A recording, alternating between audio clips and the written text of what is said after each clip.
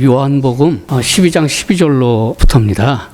봉독해 올리겠습니다. 그 이튿날에는 명절에 온 큰 무리가 예수께서 예루살렘으로 오신다 하는 것을 듣고 종려나무를 가지고 맞으러 나가 외치되 호산나 찬송하리로다 주의 이름으로 오시는 이 곧 이스라엘의 왕이시여 하더라. 예수는 한 어린 나귀를 보고 타시니 이는 기록된 바 시온 따라 두려워하지 말라 보라 너의 왕이 나귀 새끼를 타고 오신다 함과 같더라. 제자들은 처음에 이 일을 깨닫지 못하였다가 예수께서 영광을 얻으신 후에야 이것이 예수께 대하여 기록된 것임과 사람들이 예수께 이같이 한 것임이 생각났더라. 나사로를 무덤에서 불러내어 죽은 자 가운데서 살리실 때에 함께 있던 무리가 증언한지라 이에 무리가 예수를 맞음은 이 표적 행하심을 들었음이로라. 바리새인들이 서로 말하되 볼지어다 너희 하는 일이 쓸데없다 보라 온 세상이 그를 따르는도다. 아멘. 제목은 평강의 왕이 임하다 2부입니다. 예수님께서 이 나귀 새끼를 타셨고 나귀 새끼는 힘에 붙여서 뒤뚱거리는 아주 우스꽝스러운 모습으로 예루살렘 성을 들어오십니다.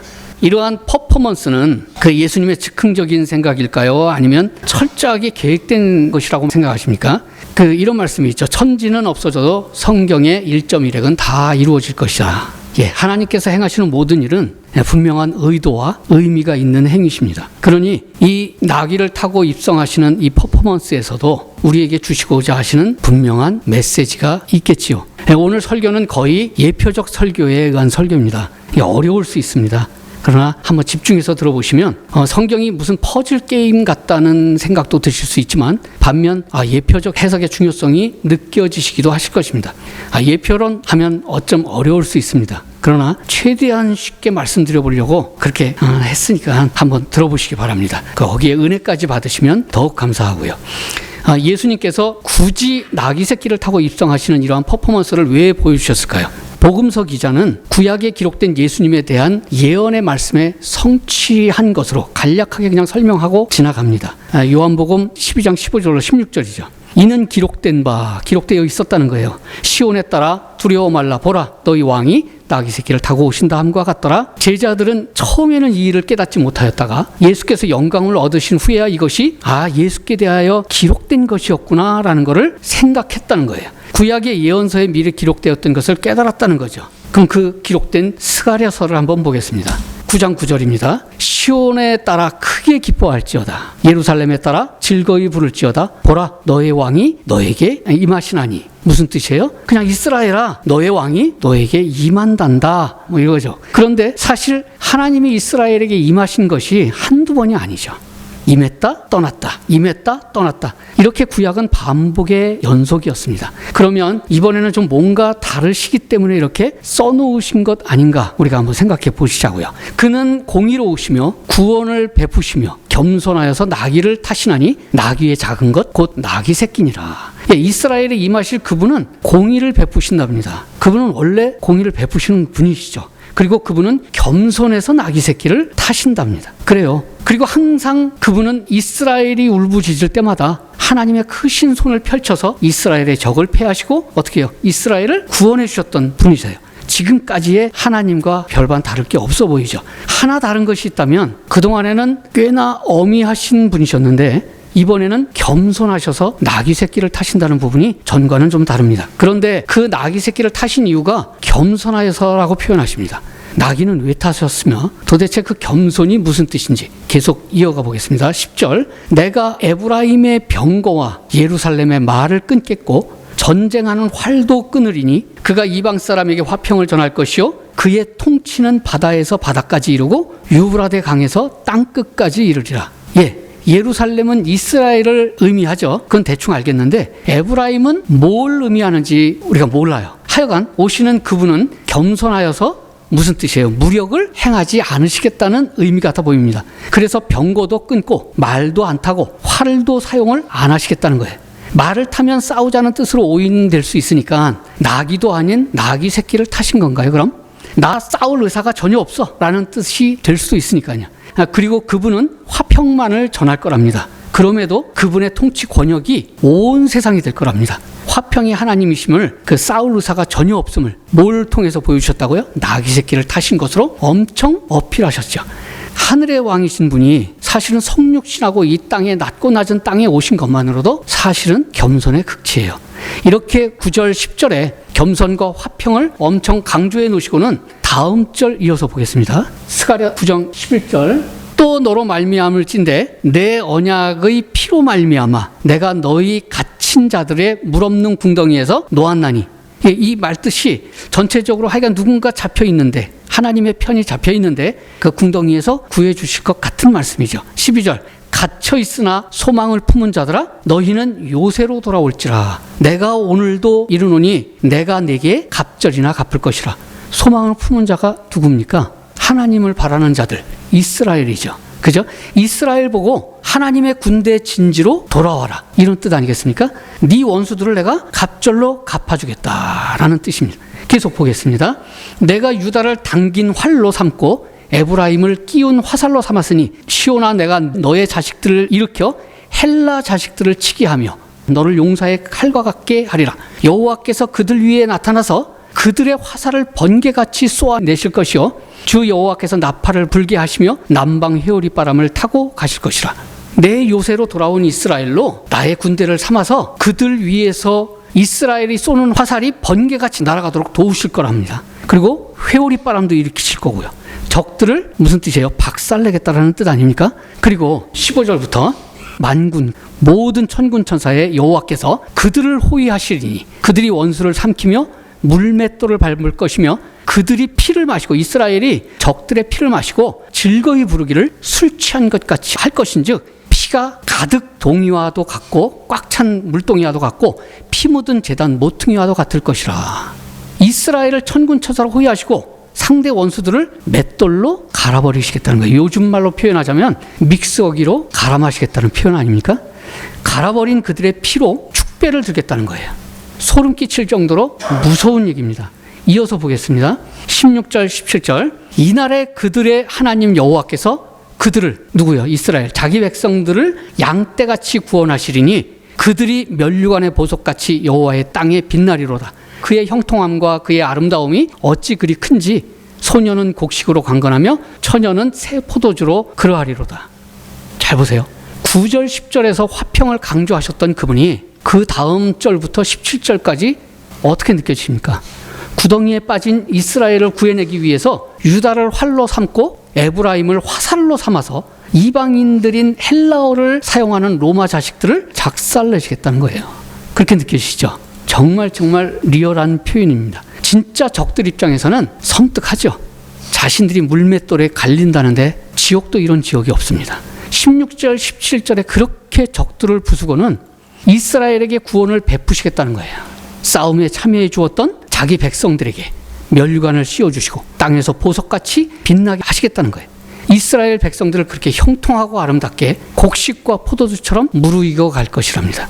문자 그대로 해석해 보면 말이에요. 이스라엘 군대를 도우셔서 세상의 이스라엘의 적들을 섬멸하시고 하여간 적들을 그냥 아작내시고는 이스라엘을 높이시겠다, 이 말씀 아닙니까? 마지막 17절은 이런 과정들이 반드시 이 승리의 과정들이 만사 형통하고 아름다울 거라는 거예요. 이렇게 느껴지시는데 여러분들은 어떻게 느껴지십니까? 정말 이렇게 해석해야 되는 게 맞나요? 9절 10절에서 그토록 겸손하셔서 나귀를 타시고 말도 끊고 활도 끊고 이방인 적들에게 무력으로 절대 안 하겠다고 화평으로 점령하겠다고 통치하겠다고 그렇게 언약의 피로 말미암은 것이라고 말씀해 놓고는 정말 하나님께서 바로 그 다음 절부터 달라지시는 건가요? 그렇기 때문에 13절부터 17절까지를 이방인 헬라 적들을 만군의 여호와께서 이스라엘을 사용하셔서 문자 그대로 피 터지도록 박살내시는 것으로 해석하면 안 되는 거죠. 그러면요, 13절부터 17절은 하나님께서 하나님의 자녀들을 사용하셔서 활과 칼이 아닌 화평의 복음으로 이방 헬라 자식뿐만 아니라 온 세계를 예수 그리스도의 은혜의 복음으로 박살내고 아작내시겠다는 이런 표현을 이렇게 과격하게 하신 거예요. 그렇게 화평의 복음을 가지고 이스라엘 군대를 사용하여 세계를 정복하시겠다는 의지의 선언인 것입니다. 그래서 하나님의 구약의 이스라엘을 뭐라 그래요? 나의 군대, 하나님의 군대라고 표현을 하셨던 겁니다. 구약에서는 실제 보이는 적과 싸우고 있지만 이것은 신약에서는 보이지 않는 영들과 악한 영들과의 싸움이며 복음을 전하는 영적 군사의 예표였던 거예요. 그 적들과의 싸웠던 내용들이. 바울도 다음과 같이 얘기하잖아요. 디모데후서 2장 3절에 너는 그리스도의 예수의 좋은 군사로 나와 함께 고난을 받으라. 로마서 6장 13절에는 또한 너희 지체를 불의의 무기로 죄에게 내주지 말고 오직 너희 자신을 죽은 자 가운데서 다시 살아난 자 같이 하나님께 드리면 너희 지체를 의의 무기로 하나님께 드리라. 고린도후서 6장 7절에는 마찬가지로 진리의 말씀과 하나님의 능력으로 의의 무기를 좌우에 가지라는 거예요. 이 무기가 뭐예요? 그쵸, 말이죠. 말씀, 입, 복음 전하는 입. 이처럼 우리가 그리스도의 군사요 우리의 지체가 무기인 병기인 것입니다. 스가랴서 9장 13절에 하나님께서 표현하신 활, 화살, 병기 이런 것들이 보이는 무기로만 볼 것이 아니에요. 하나님께서는 사람의 혀를 활과 칼처럼 표현하신 적도 있습니다. 에레미야서 9장 3절에 여호와의 말씀이니라 그들의 활을 담긴 같이 그들의 혀를 놀려 거짓을 말하며 넘어가겠습니다. 시편 64편 3절에 그들이 칼같이 자기 혀를 연마하며 화살같이 독한 말을 겨누고. 그러므로 우리는 우리의 입을 무기로 복음을 전파하는 예수 그리스도의 군사가 되는 것입니다. 그런데 스가랴서에서는 이스라엘에 대하여 말씀하시고는 계시는데 왜 유다와 에브라임에 대해서만 말씀을 하실까요? 이스라엘의 12지파 나머지 지파에 대해서는 전혀 언급이 없으세요. 여기서 유다와 에브라임을 예표로 보지 않으면 알 수가 없어요. 13절에 유다란 이스라엘 민족을 지칭하는 거예요. 유대인이라는 뜻이죠. 유다. 유대인이라는 게 유다에서 나온 말입니다. 이스라엘로 복음에 담긴 활을 사용했다는 거예요. 유다를 활로 썼다라는 내용이. 그리고 이제 에브라임이란 이스라엘로 편입한 이방인을 지칭하는 내용이에요. 이스라엘로 편입한 이방인. 그러니까 이방인 그리스도인들로 복음의 화살을 삼겠다라는 말씀으로 해석해야 되는 거예요. 목사님, 에브라임은 요셉의 둘째 아들이고 12지파 중에 한 지파인데 당연히 이스라엘인데 그런 말씀을 하시면 안 되죠? 라고 했습니다. 왜 이스라엘로 편입한 이방인이라고 에브라임을 표현하고 있는가에 대한 거를 제가 지금 여기서 설명을 드려야 돼요. 이스라엘로 편입한 이방인처럼 표현했는지 이게 사실 짧지는 않은 내용인데 좀 짧게 줄였습니다. 그래서 최대한 쉽고 간략하게 하고 넘어가겠습니다. 예수님께서 굳이 다른 것도 아니고 나귀 새끼를 타셨어야 했는지에 대한 설명이 이 전제가 되어야 돼요. 야곱의 12 아들이 이렇게 되어 있습니다. 1번부터 12번까지. 그리고 므낫세와 에브라임은 요셉의 아들들이에요. 그러니까 야곱의 손자들이죠. 그래서 이 야곱의 12 아들이 이스라엘의 12지파가 되는 것은 다 아실 거예요. 나중에 물론 손자들이 끼긴 했지만 야곱의 첫째 아들이 누구냐면 르우벤이에요. 그죠? 그러나 성경에 보면 자식들의 잘잘못에 의해서 업적에 의해서 장자권이 바뀌기도 하는 거 아시잖아요. 야곱도 형한테 팥죽 하나 가지고서 장자권을 갈취했죠. 사기 쳐먹은 거예요. 그래서 계시록에 가면 하나님께서 누구를 제일 첫 번째로 세우시냐면 유다를 장자처럼 첫 번째 이름으로 세우십니다. 르우벤에서 유다로 바뀌신 거예요. 장자가. 그래서 이스라엘의 가장 큰 왕이었던 다윗 왕도 왕 중의 왕이신 예수님도 어느 지파에서 나왔다고요? 유다 지파에서요. 그리고 야곱의 11번째 아들이 요셉이죠. 형제들의 시기 질투 때문에 애굽으로 팔려갔잖아요. 유명합니다. 그 11번째 요셉이 애굽에 팔려갔다가 거기서 총리가 된 후에 애굽의 이방 땅에서 애굽의 이방 여인과 결혼하여 누구를 낳았다고요? 므낫세와 에브라임 2 아들을 얻었습니다. 이 때문에 아마도 하나님은 에브라임을 이방인으로 표현하고 계시는 건지도 몰라요. 후에 야곱이 죽기 전에 자손들을 축복해 주는 자리가 있었어요. 그 요셉의 손자들을 이제 축복을 해 주는데 요셉이 미리 알고 아버지 야곱의 오른손 있는 쪽에 누구를 데려갔다고요? 아들 므낫세 장자를 데리고 갔어요. 그런데 야곱이 어떻게 손을 얹는다고요? 이렇게 엇갈려서 손을 얹어서 에브라임에게 장자의 축복을 해줍니다. 둘째에게. 예. 에브라임이 나중된 자였잖아요. 동생이니까 나중된 자로서 장자인 형을 앞서는 모습이 되어버렸죠. 내용이 뭐하고 조금 오버랩되죠. 예, 나중된 자가 먼저 되고 먼저 된 자가 나중된다라는 유대인보다 이방인이 먼저 된다라는 그 말씀과 오버랩되고 있어요. 이방인이 유대인을 앞선다고 하는 예수님의 말씀처럼 야곱의 12지파 중에서 넷째였던 유다가 첫째의 위치에 자리를 잡게 되면서 이스라엘의 대명사가 되고요. 손자였던 에브라임이 나중된 자가 먼저 되면서 은근히 이방인의 예표인 것 같이 성경에 표현하고 계세요. 잘 못 느끼시겠죠? 왜냐하면 계속 예표적인 눈으로 막 보고 볼 때 이게 보이는 거지 그냥은 잘 안 보여요. 더 들어보시기 바랍니다. 다윗과 솔로몬 이후에 이스라엘이 남과 북으로 갈라져요. 그죠? 남유다와 북이스라엘로요. 그런데 그때 남쪽에 몇 지파가 있었냐면 2지파 정도가 모였고 북쪽에 10지파 정도가 집결해서 민족을 이루었습니다. 왜 제가 정도라는 표현을 썼냐면 정확히 2지파와 정확히 10지파로 나누어진 게 아니기 때문에 그냥 정도라고 표현한 거예요. 하여간 남쪽을 대표하는 지파를 뭐라 그래요? 유다 지파. 그죠? 그리고 북쪽을 대표하는 지파가 바로 은근히 이방 나라를 표현하는 에브라임 지파를 북이스라엘의 대표 지파로 얘기를 하고 계세요. 그래서 하나님께서는 남쪽을 유다라 부르시고 북쪽을 에브라임이라고 부르신 적이 많습니다. 거기에다 북이스라엘은 실상은 이스라엘이지만 하나님께서 꼭 누구처럼 취급하냐면 이방 나라처럼 표현하세요. 에스겔서 37장 15절로 보면 여호와께서 그 에스겔 선지자한테 임해서 인자야 16절 너는 막대기 하나를 가져다가 그 위에 그 막대기에다가 유다와 그 짝 이스라엘 자손이라고 쓰고 유다라 쓰는 거나 마찬가지죠. 그리고 또 다른 막대기 하나를 가져와 그 위에 에브라임의 막대기, 이게 에브라임의 막대기인데 거기에다가 요셉과 그 짝 이스라엘 온 족속이라고 쓰랍니다. 그리고는 그 막대기 2개를 합하여 하나가 되게 하라는 거예요. 내 손에서 에스겔 선지자 손에서 둘이 하나가 될 거라는 거예요. 너의 민족이 내게 말하여 이르기를 이것이 무슨 뜻이냐라고 너에게 묻거든 이렇게 대답하라는 거예요. 너는 곧 이르기를 주 여호와께서 이같이 말씀하시기를 내가 에브라임 손에 있는 바 그때 에스겔이 이제 북이스라엘 쪽에 살고 있었다는 거죠.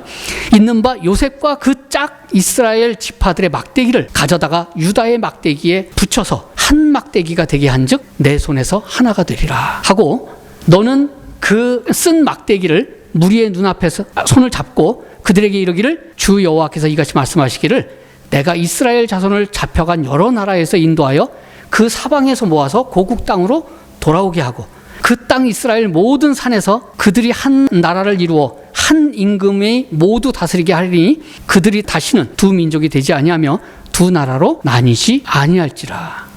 하나님께서는요 둘로 갈라진 이스라엘을 표현하실 때 꼭 유다와 에브라임이라고만 표현하세요. 유다와 에브라임이 모든 지파의 대표로 불려집니다. 그런데 여기에서 에브라임을 표현하실 때 유다와 하나로 연합해야 하는 이방인처럼 표현하고 계시는 거예요. 근데 그걸 못 느끼실 뿐이죠. 그런 표현이 어디 있냐면 연결시켜 드릴게요. 하나님의 참 하나 되게 하는 목적이 있습니다. 둘로 갈라진 남유다와 이스라엘 그 둘을 하나 되게 하는 것이 하나님의 목적이 아니에요. 그건 그때 당시에 큰 이슈도 아니었어요. 그보다 훨씬 전에 처음부터 둘로 갈라진 이스라엘과 누구요? 이방인. 그 유대인과 이방인을 하나 되게 하는 것이 하나님의 참 목적이었어요. 지금 이거를 구약에서 예표적으로 표현하고 계신 거예요. 신약 한 군데를 찾아보면 확실해집니다. 에베소서 2장 11절입니다. 그러므로 생각하라. 너희는 그때 육체로 이방인이요 손으로 육체에 행한 할례를 받는 무리라 칭함을 받지 않았다는 거예요. 12절에 그때에 너희는 그리스도 밖에 있었고 이방인이었죠. 이스라엘 나라 밖의 사람이라. 언약들에 대하여는 외인이고 세상에서 소망이 없고 하나님도 없는 자이더라. 전에 있던 너희가 예수 안에서 그리스도의 피로 가까워졌으니 그는 우리의 화평이신지라 둘로 하나를 만드사 원수된 것 곧 중간에 막힌 담을 허시고 뭐로? 자기 육체로요. 법조문으로 된 계명의 율법을 폐하시고 이는 이 둘로 자기 안에서 한 사람으로 지어 화평하게 하시고 또 십자가로 이 둘을 한 몸으로 하나님께 화목하게 하려 하심이라.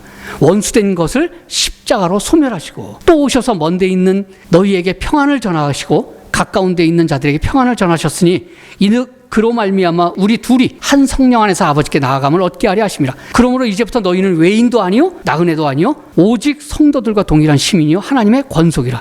16절에 이방인과 유대인들을 그리스도의 피로 가까워졌고 십자가로 한 몸이 되게 하셨다고 했습니다. 에베소서 2장 11절부터 22절까지의 패러다임의 주제가 있어요. 뭐냐면 제 성경책을 찍어봤는데 십자가로 화목하게 하시다. 이게 지금 읽은 본문의 제목입니다. 소제목. 누구와 누구를 화목하게 했다고요? 이방인과 유대인을. 뭐로요? 십자가로. 두 개의 막대기를 붙여서 된 십자가로 말입니다. 에스겔서 37장 15절로 22절에 아까 그 두 막대기의 언약이 유다 막대기에 에브라임 막대기를 붙여서 하나 되게 한 그것이 바로 십자가입니다. 막대기 두 개를 붙여놓은 것이 십자가잖아요.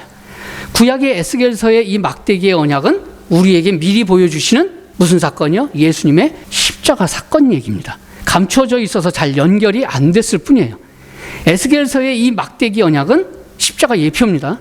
그러므로 유다 막대기에 에브라임의 막대기를 붙여서 하나 되게 하신다는 것은 에베소서의 말씀처럼 유대인과 이방인에 대한 것이므로 그 에브라임이 이방인의 예표가 되는 거예요.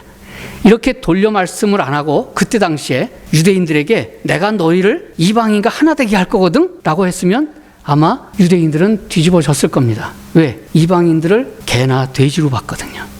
네. 그러므로 하나님께서는 유다 이스라엘과 에브라임, 곧 이스라엘과 편입된 이스라엘로 십자가로 하나 되게 하시겠다는 거예요. 그들을 군사로 사용하시겠다는 거예요. 이스라엘과 우리로, 이스라엘로 편입된 우리로. 그 얘기를 구약 때부터 하고 계셨던 거예요. 그 십자가의 복음을 전하게 하시겠다는 거예요. 그 둘을 사용해서. 하여간 스가랴서 9장 10절을 다시 한번 보면 그 말씀을 듣고 보면 나오는 이 에브라임도 누구예요? 헬라 이방이라는 것을 우리가 알 수 있는 거예요.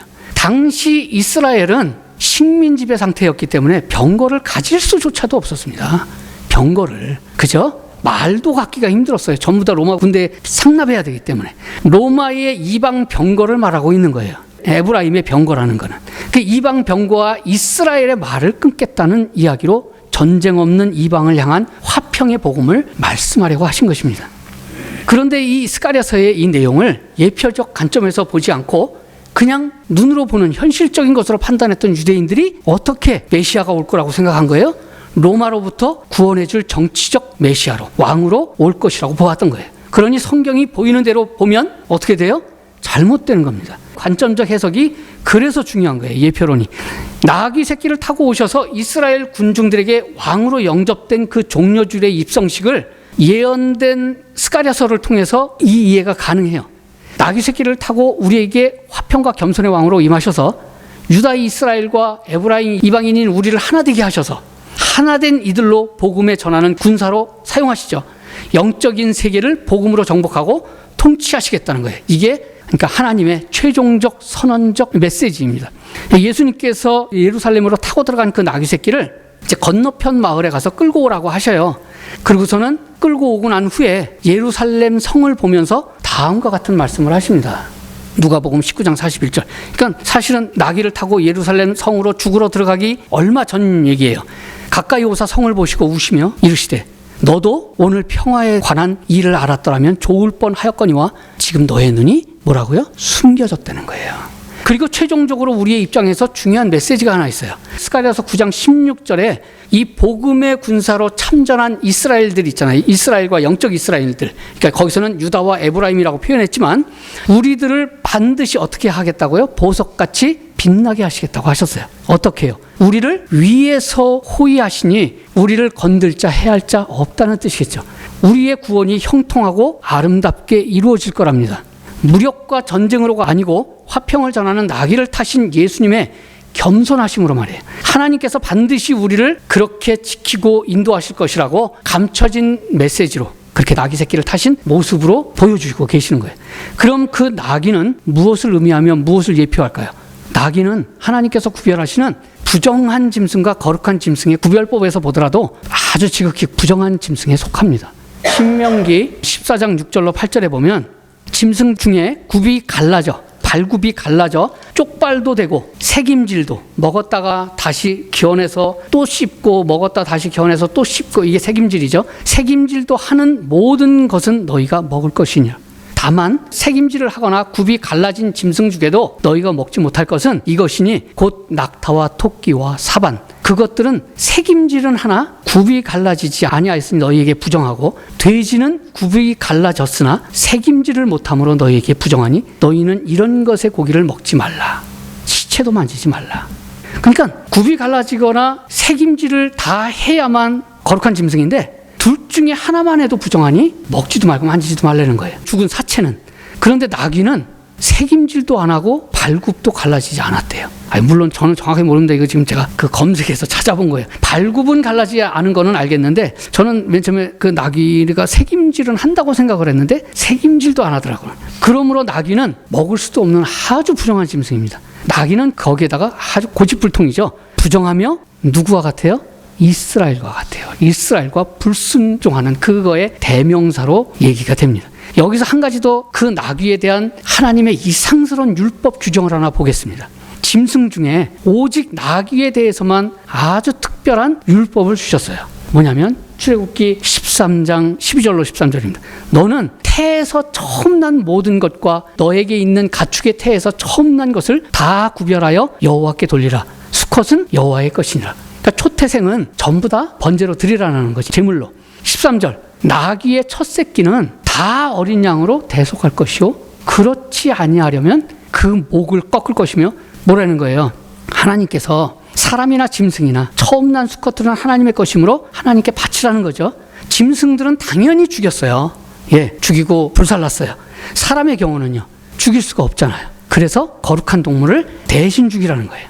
그런데 짐승인 나귀의 첫 새끼를 사람도 아닌데 나귀 대신 어린 양으로 대신 죽이라는 거예요. 유독 나귀의 경우에만 말입니다. 만약 양으로 대신 죽이지 않을 거라면 어떻게 해요? 목을 꺾어 죽이라는 거예요.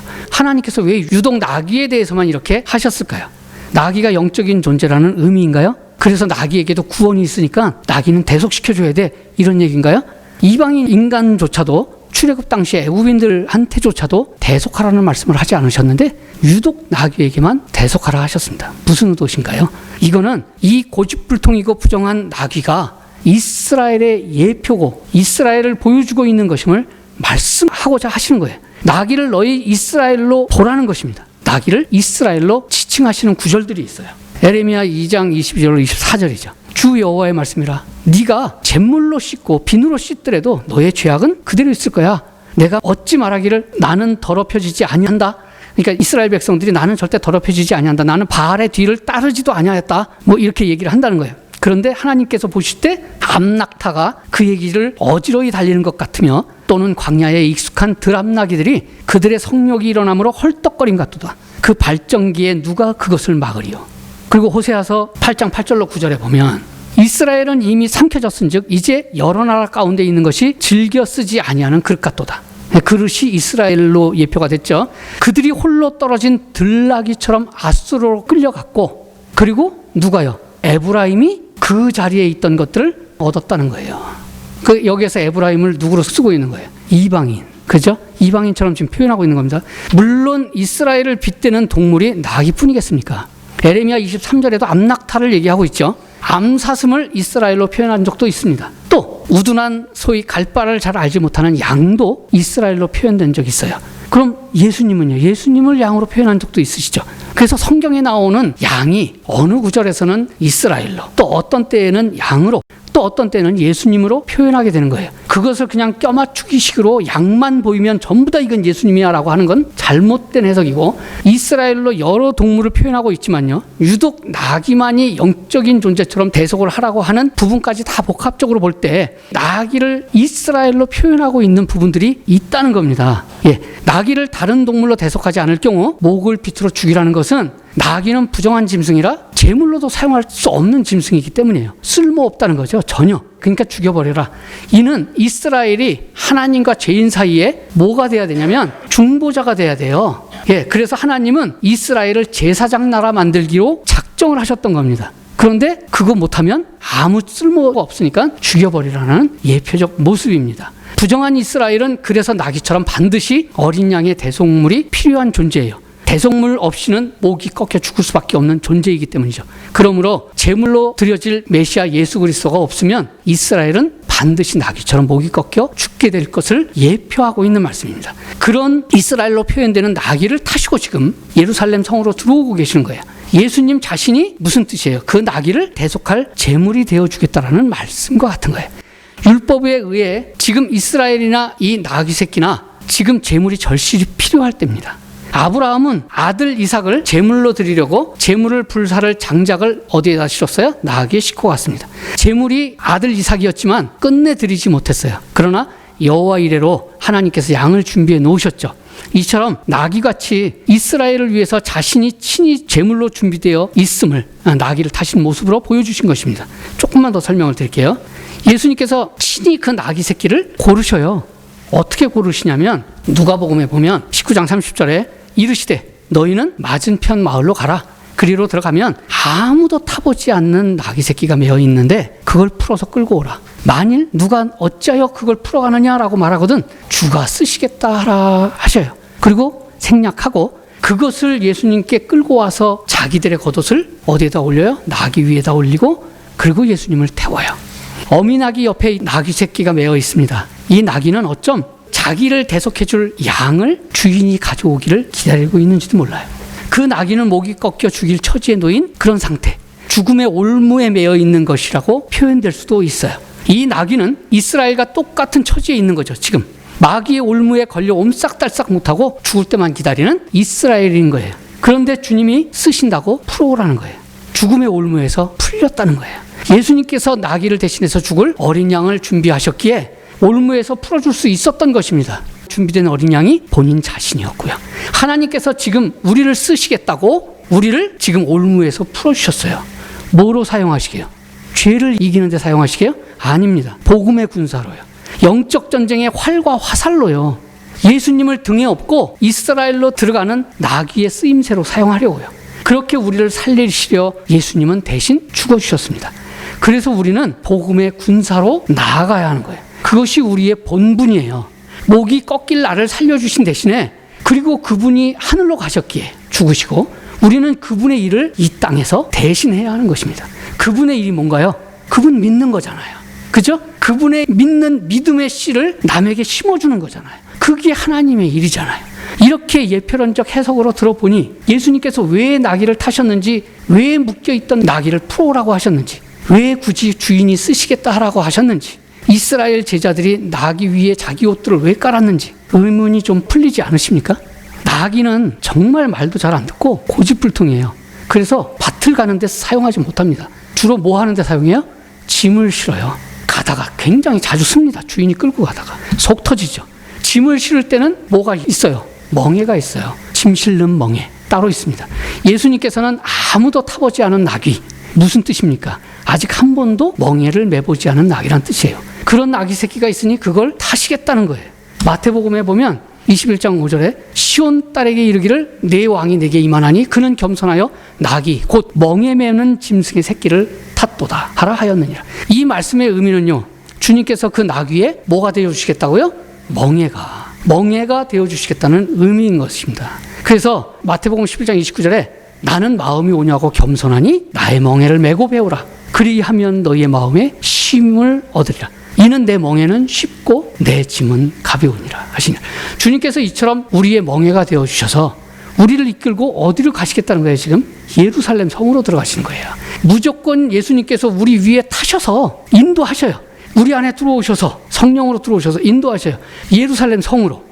눈에 보이는 예루살렘 성이 아니라 새 예루살렘 성으로요. 천성이요. 하늘에 있는 성 말입니다. 이처럼 쉽고 가벼운 것이 어디 있어요.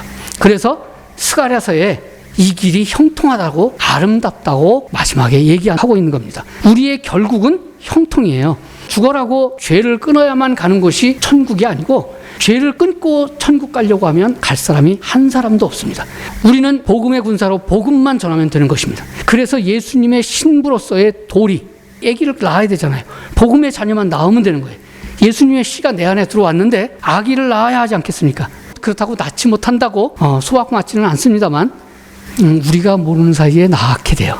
우리의 복음의 씨를 사방에 뿌리는데 그리고 물을 주는데 그것을 싹을 띄우고 자라게 하시는 분은 누구라고요? 하나님. 우리 할 도리만 하면 돼요. 그리고 나머지 책임은 하나님께 맡기는 겁니다. 사랑하는 성도 여러분, 쉽고 가벼운 멍에를 메시고 주님이 이끄시는 대로 나귀처럼 예루살렘 성을 향하여 걸어가십시오. 우리의 구원을 형통하게 하시는 주님, 그분을 찬양합니다. 기도드리겠습니다.